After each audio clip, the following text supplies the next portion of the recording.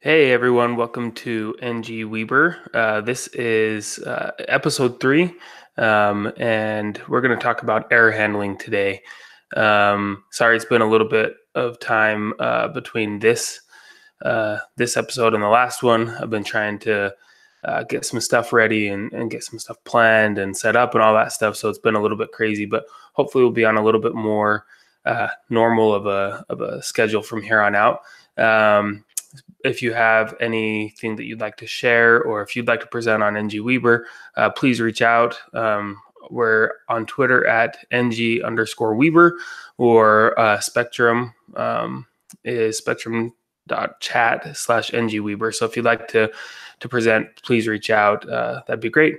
So we're going to go ahead and get started. If you have any questions and you're watching live, go ahead and add them on the chat, and I'll try and keep an eye on that and answer questions as they come along. So I'm going to go ahead and share the presentation.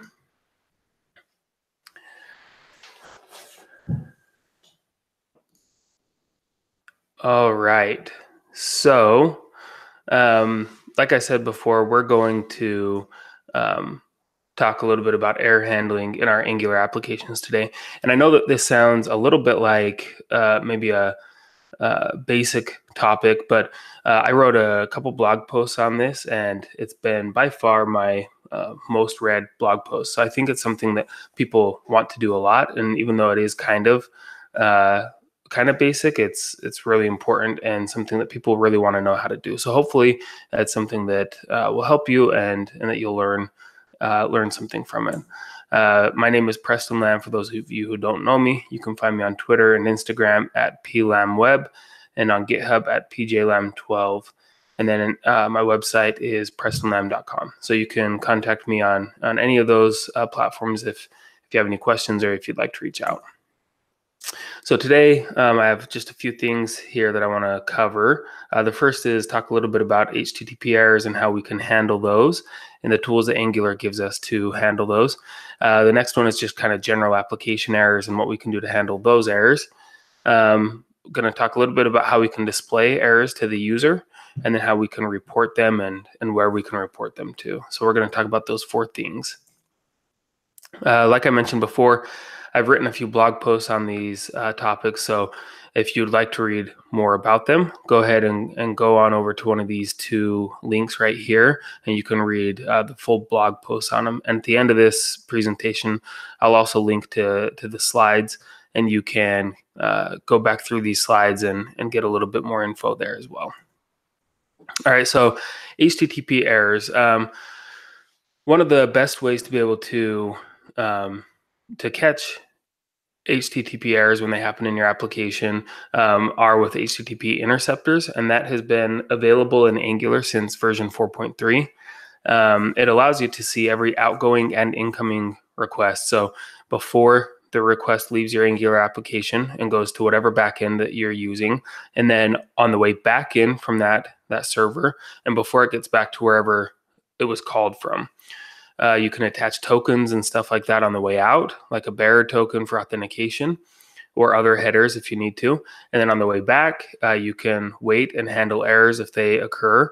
And you can do stuff like if an error occurs, you can catch it and then retry the request, or maybe there are certain times where you want to just ignore an error and continue on, but you can handle that on the way back.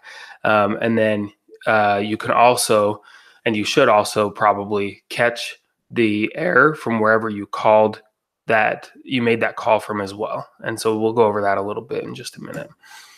So the first example here that I want to show is on the way back in. So I'm only going to cover handling errors. I'm not going to talk about how you would attach a bearer token, but we use the RxJS operator tap, and then we handle the error. And so you can see here, let me get my pointer here.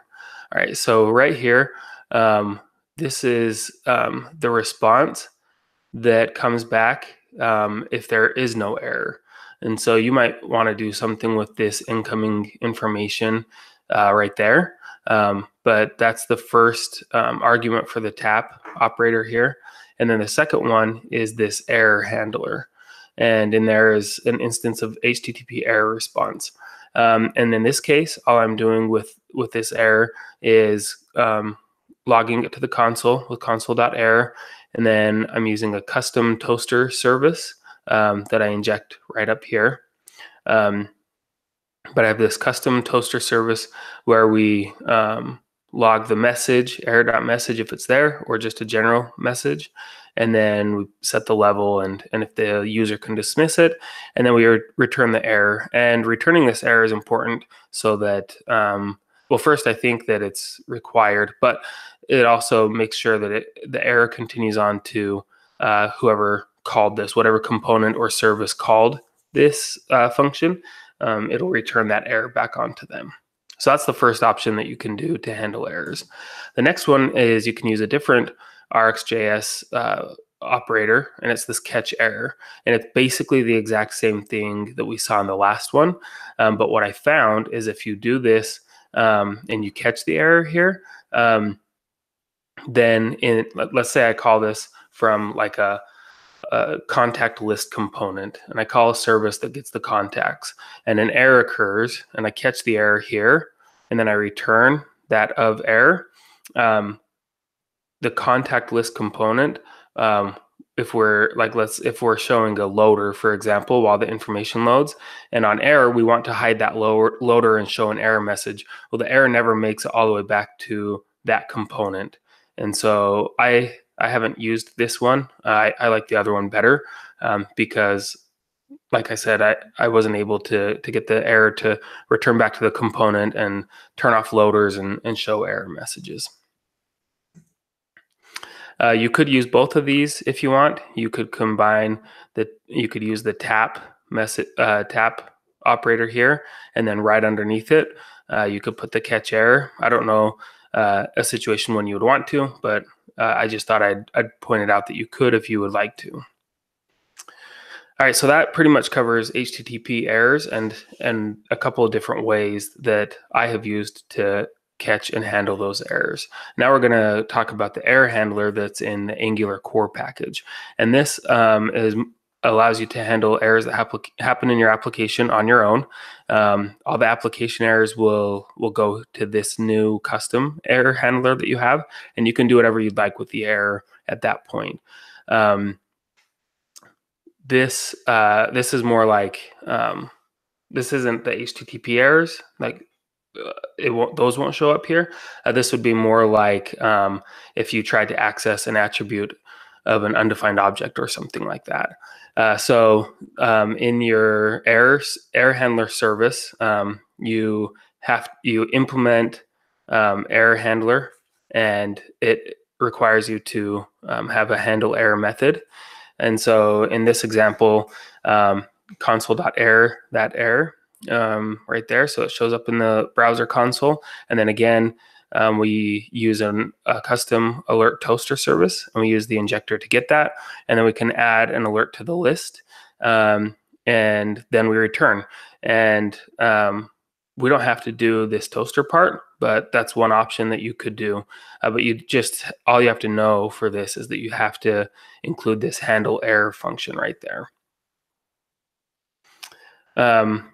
So that one's pretty simple. It's pretty quick. Maybe a lot of times you don't necessarily need that one unless you need to show a message to your users if one of those application errors occurs, or if you want to report them. And so we'll talk about reporting in a minute, but right now we're going to talk a little bit about how you can display those errors to your end user. So one option would be like to toast errors, and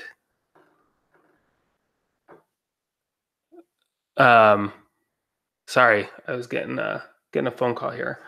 One of those options would be to toast errors to the users, and so that they could see the error that was going on. Sorry here, I'm having a little bit of some computer issues. All right, so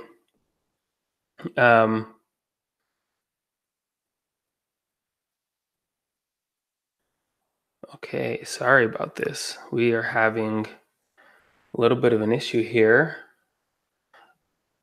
It looks like I might be back on here.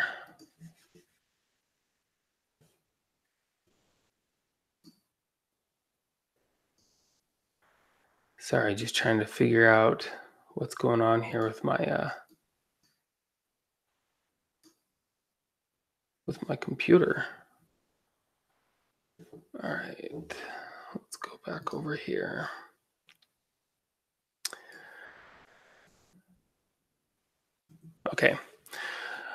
Okay, sorry about that. But so we'll talk a little bit about a service that you can use to toast the errors to your end user, allow you to put a timeout on it or to dismiss the error. And then there's libraries out there that allow you to do this, or you can write your own. So this is a basic service right here. I called it Alert Toaster Service. And then internally we have an alerts list, and in this case, I was using Bootstrap. So I put in some information kind of that Bootstrap uses on an interface or a class here. And then we have a subject that you can subscribe to in where you're going to display them. And then to start, when the application starts up, we initialize it with an empty array. And then when we want to add an alert to the list, we push it to the alerts list and then emit that value. And then the same thing when you want to remove an alert from the list. So it's pretty simple, nothing too crazy there. And then in the component that will display those errors, here you would subscribe to that subject in the ng on init, and then when an alert closes, which Bootstrap's alerts component, when it closes, it emits an event, and so you can call this function from that toaster service to remove the alert from the list, and then it gets removed properly. So it's pretty simple. And then in the HTML, we just loop over those alerts and output the information. So that was pretty simple. It's nothing too crazy. I've done that a couple times now, and so if you have any questions, you want to implement a service like that, please reach out to me. I'd love to help. The last one is reporting errors.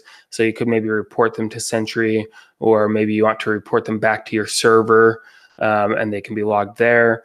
Or maybe there's another third-party app that you want to report them to. And so you can use these error handlers to do that. So we're going to go back to our error handler service that we talked about before. Originally, we were just simply console.error, and that was it. I think we did toast it, but basically we were just console.error. But like I said there, we implement error handler, so we need this handle error here. But as an example, maybe you want to use Sentry. In the constructor, you can set up Sentry, and then down in this handle error, when the error occurs, you can use the functions that Sentry uses, like capture exception, to capture this error, and then it would report it to Sentry. Or maybe you make an HTTP call here in the handle error function to send that error back to your server, and then you could write that error out to a file or whatever it may be, so that you can view those errors later on. And so, like I said, pretty simple to do that. Angular has made it really easy to handle those errors on your own. And then also, if you don't care about handling them, they also have a pretty good default error handler included. So let's go look at a couple examples here. I'm going to, oops, sorry about that.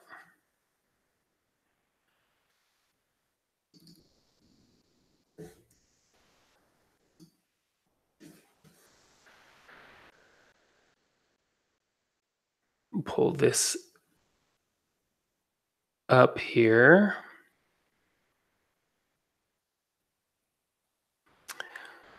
So basically what we have here is a fake API service that is going to make a call to this localhost server that I know isn't there because I just want it to produce an HTTP error. And so we have just our normal error handler service that we talked about, where you could capture the error and send it to Sentry.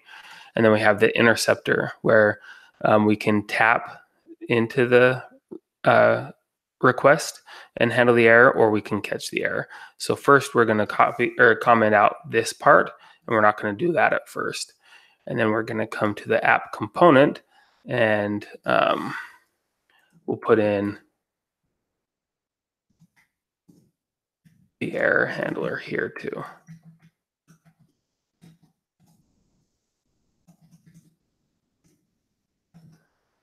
And we'll open up the console over here.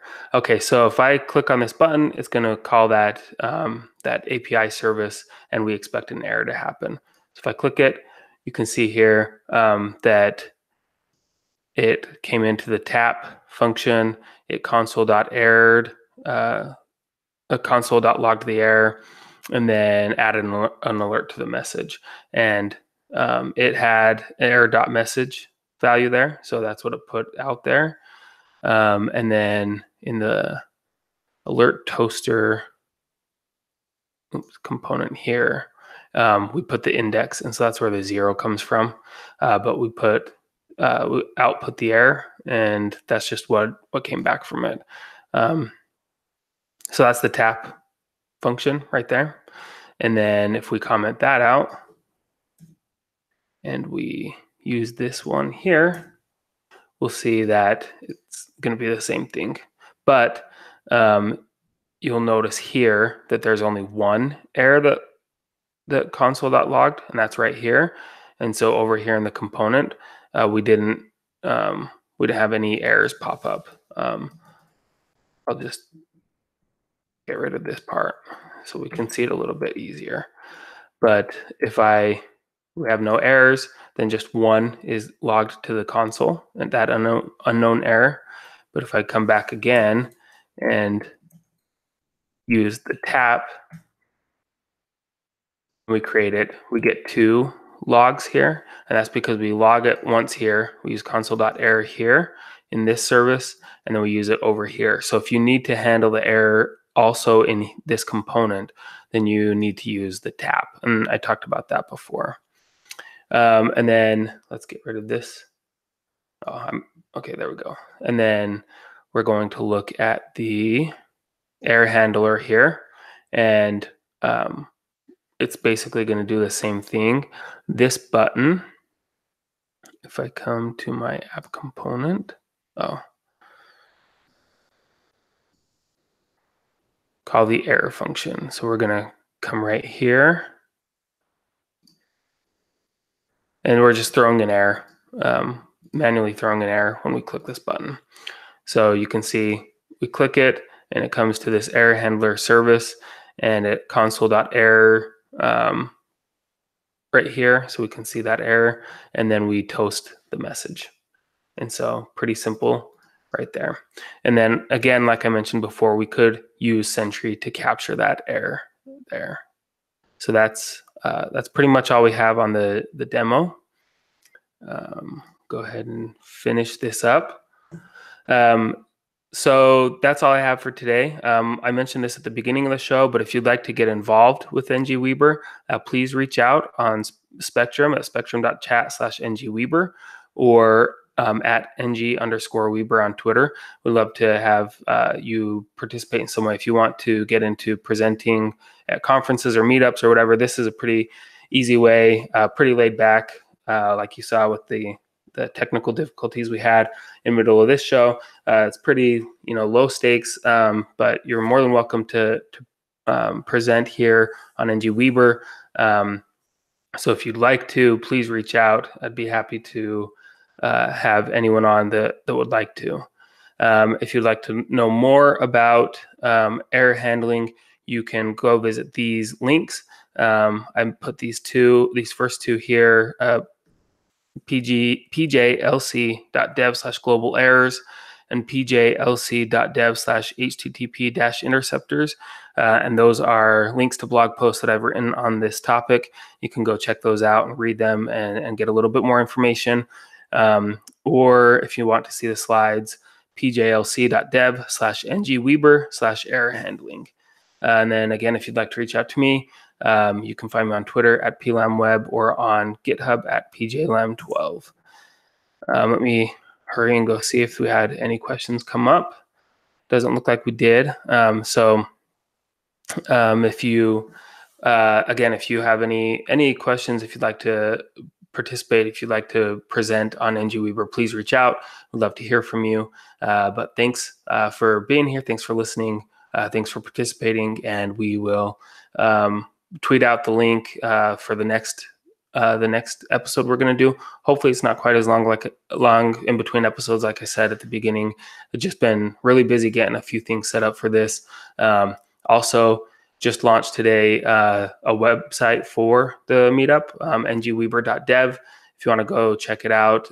Right now there's not really anything on there, but hoping to put some announcements on there and keep people up to date through that as well. So hopefully, there's no reason why anybody wouldn't know about a particular meetup or episode we're going to do. We're going to put everything we can on as many platforms as we can and get people involved through that. So if you have anything that you'd like to help with or anything with the website as well, reach out to me for that as well. Thanks, and I'll talk to you next time. Bye.